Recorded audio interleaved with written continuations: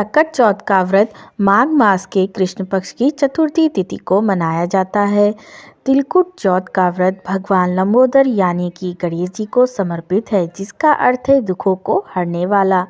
कई जगहों पर इसे सकटा चौथ, तिल चौथ, तिलवा, तिलकुट चौथ, गणेश चौथ, संकष्टी चतुर्थी आदि नामों से जाना जाता है। यह व्रत स्त्रियां अपने संतान की दीर्घायु और सफलता के लिए करती हैं। इस व्रत के प्रभाव से संतान को रिद्धि सिद्धि सुख समृद्धि की प्राप्ति होती है। उनके जीवन में आने वाली सभी विघ्न बाधाएं गणेश जी दूर करते हैं। इस दिन स्त्रियां पूरे दिन निर्जल व्रत रखती हैं और शाम को गणेश पूजन तथा चंद्रमा को अर्घ्य देने के पश्चात जल ग्रहण करती हैं। इस दिन संकट हरण गणपति का पूजन होता है।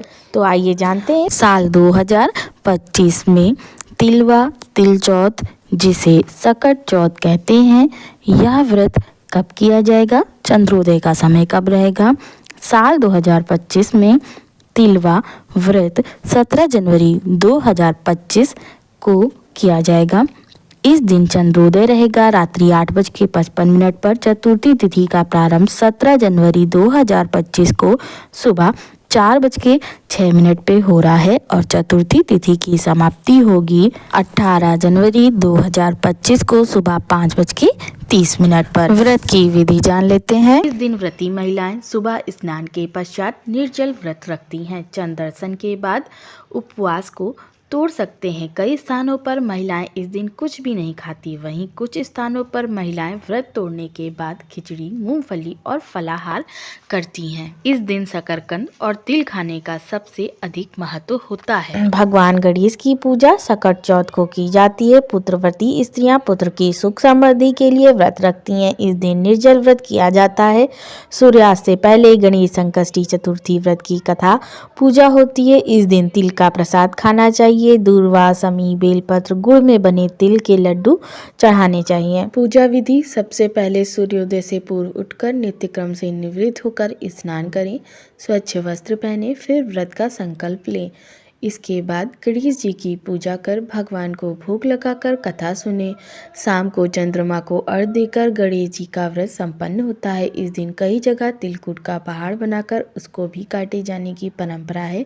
इस दिन गणेश जी के संकट मोचन का पाठ किया जाना चाहिए। रात के समय भगवान गणेश के साथ चंद्रदेव की पूजा की जाती है। रात में चंद्रमा को अर्घ्य देने के साथ भी पूजा करें। हवन कुंड की परिक्रमा करके महिलाएं चंद्र दर्शन करती हैं और अपने बच्चों के लिए आशीर्वाद मांगती हैं। तिलकुट या तिलवा व्रत कथा: सतयुग में महाराज हरिश्चंद्र के नगर में एक कुम्हार रहता था।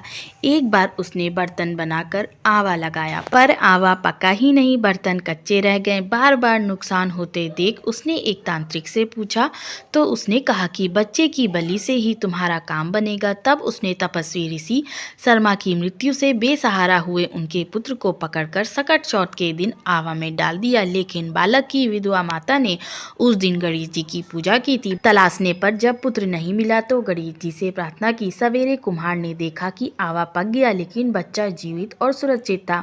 डरकर उसने राजा के सामने अपना पाप स्वीकार कर लिया। राजा ने बुढ़िया से इस चमत्कार का रहस्य पूछा तो उसने गणेश पूजा के बारे में बताया। राजा ने सकट चौथ की महिमा स्वीकार की तथा पूरे नगर में गणेश पूजा करने का आदेश दिया। प्रत्येक मास के कृष्ण पक्ष की चतुर्थी को संकट हारनी माना जाता है।